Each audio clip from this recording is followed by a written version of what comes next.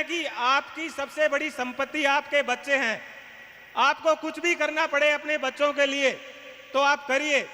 सोना मत खरीदिए, गहना मत खरीदिए, लेकिन अपने बच्चों को और अपनी बेटियों को पढ़ाना पड़े तो उनके ऊपर आप सब कुछ कुर्बान कर दीजिए। मैं गारंटी के साथ कह सकता हूं कि आपकी बेटियां और आपके बेटे कभी आपको पीछे देखने नहीं देंगे। काम करना स्टार्ट किया था और इस बार का जब यूपीएससी का रिजल्ट आया था तो सरदार धाम के 8 लड़कों ने यूपीएससी क्लियर किया था।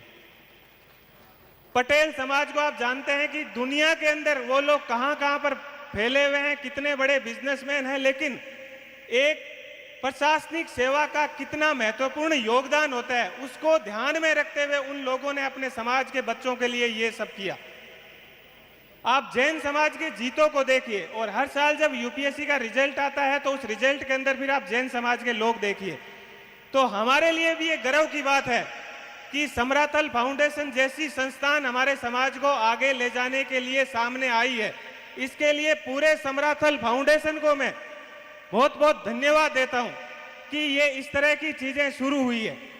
कुछ कई बार अपने को चीजें लगती है कि ये हो रहा है या दूसरी चीजें हो रही है, और इतना बड़ा समाज है तो छोटे मोटे मनभेद और ये सब चीजें रहती है। और वैसे दूसरी साइड से देखें तो अपना समाज छोटा भी है जिसमें सभी लोग आपस में एक दूसरे को जानते हैं, तो कई बार कुछ छोटी चीज होती है वो भी ऐसा बड़ा रूप ले लेती है। तो हमें इन सब चीजों से घबराने की जरूरत नहीं है। ये एक स्वस्थ समाज का प्रतीक होता है कि जिसमें हर बात का एनालिसिस होता है कि क्या गलत है क्या सही है। हमारे जो बुजुर्ग थे, गांव के अंदर हम कई बार निकलते हैं या कुछ दूसरा, तो गांव के अंदर आज के समय में दिक्कत क्या हुई कि कोई टोकने वाला नहीं है। नहीं तो गांव में पहले ग्वाड़ में कोई भी बैठा रहता था, उसको लगता था कि ये फलानिए का लड़का है और ये कुछ गलत कर रहा है तो वो टोक देते थे, तो लड़का भी सही रास्ते पे चलता था।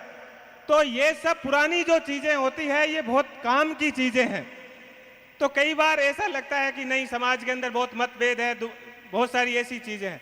मुझे ऐसा लगता है कि जिस तरह से समराथल फाउंडेशन का प्रेजेंटेशन आपके सामने रखा गया, जिस तरह की एक सकारात्मक बात आपके सामने कही गई, तो आज से हमें ये सब चीज भूल जानी चाहिए कि कहीं किसी प्रकार का कोई मतभेद है, कहीं किसी प्रकार का कोई मतभेद नहीं है।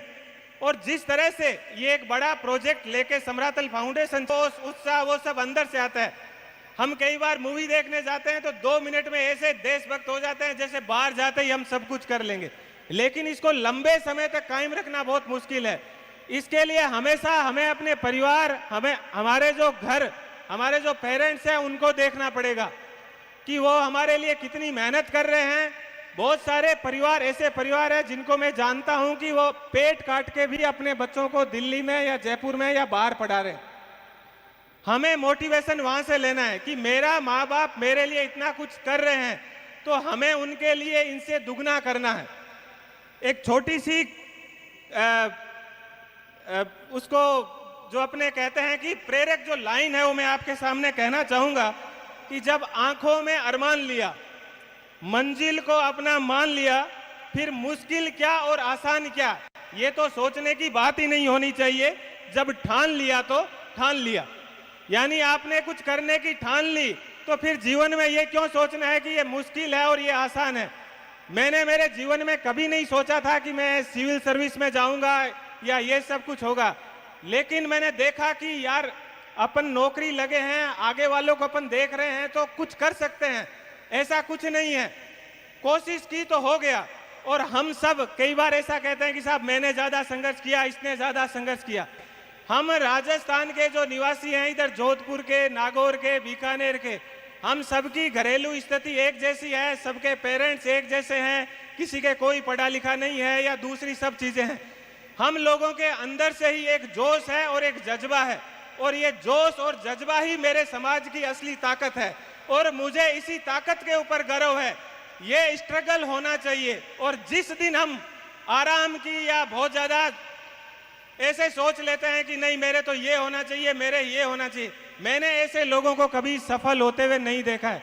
तो पुणे में एक बार आप सभी मेरे युवा साथी जो भाई और बहन हैं, उनसे मैं ये कहना चाहूंगा कि भले ही आपके पास कुछ भी नहीं हो, एक टाइम खाना पड़े, और कई बार ऐसा होता है कि हम लोग बहुत ऐसा होता है कि दूसरी चीजों के ऊपर खर्च करते हैं, गाड़ी और ये सब, कि पास में 2 पैसे आए तो गाड़ी ले ली, ये सब। मेरा ये कहना है कि आपकी सबसे बड़ी संपत्ति आपके बच्चे हैं। आपको कुछ भी करना पड़े अपने बच्चों के लिए तो आप करिए। सोना मत खरीदिए, गहना मत खरीदिए, लेकिन अपने बच्चों को और अपनी बेटियों को पढ़ाना पड़े तो उनके ऊपर आप सब कुछ कुर्बान कर दीजिए। मैं गारंटी के साथ कह सकता हूं कि आपकी बेटियां और आपके बेटे कभी आपको पीछे देखने नहीं देंगे, क्योंकि आपका अपने बच्चों के ऊपर, जैसे राजेंद्र ने बोला है कि मेरे घर वालों को मेरे पे कितना विश्वास था, तो आप अपने बच्चों के ऊपर विश्वास करोगे तो पक्का आपके बच्चे आपको बुढ़ापे के अंदर दुखी नहीं होने देंगे। ये मैं गारंटी के साथ कह सकता हूं। नहीं तो चाहे आप कितना भी कर लीजिए, यदि आपके बच्चे सफल नहीं हैं तो जिंदगी में लास्ट समय तक दुखी होना पड़ेगा। मैं कई बार आदरणीय अपने जो मंत्री जी है सुखराम जी, इनके आदरणीय अपने बिहारी लाल जी के, इन सबके मैं स्पीच भी सुनता हूं और इनकी सबकी समाज के प्रति जो सोच है वो भी मैं देखता हूं। हमेशा अपने को एक पॉजिटिविटी झलकती है समाज के अंदर। तो पुनः आप सब यहां पर पधारे, आपका इतना लंबा समय आपने सुबह से यहां पर लिया, आप सबको और पूरी समरातल फाउंडेशन को मैं बहुत बहुत धन्यवाद और शुभकामनाएं